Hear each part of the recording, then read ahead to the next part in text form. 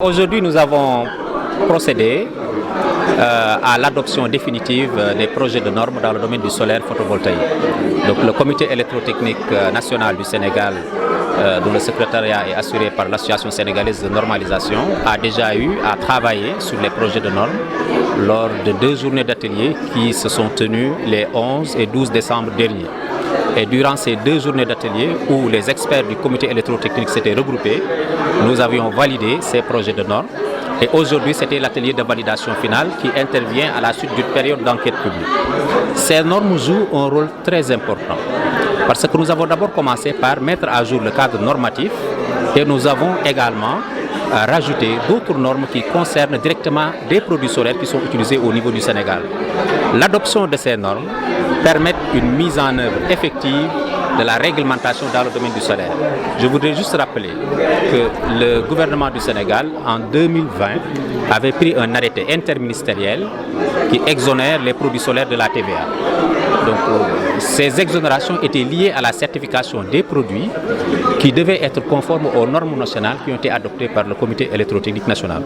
Donc aujourd'hui, depuis le 5 décembre dernier, le président de la République, son Excellence Bassirou Diomaye Diakhar Faye, a pris un décret pour rendre d'application obligatoire toutes les normes dans le domaine du solaire photovoltaïque.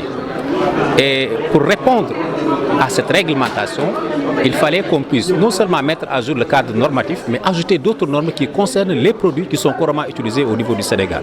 C'est la raison pour laquelle aujourd'hui nous avons tenu cet atelier pour mettre à jour le cadre normatif, mais également préparer le futur.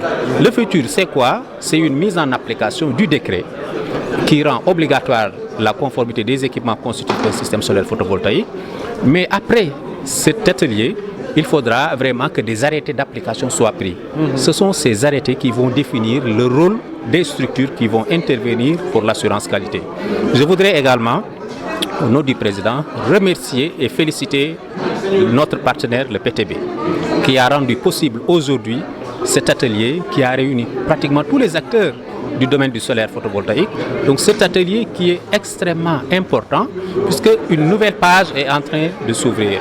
C'est la page de la réglementation. Donc aujourd'hui, le gouvernement voudrait uniquement voir sur le marché national des équipements sûrs, de qualité et des équipements performants.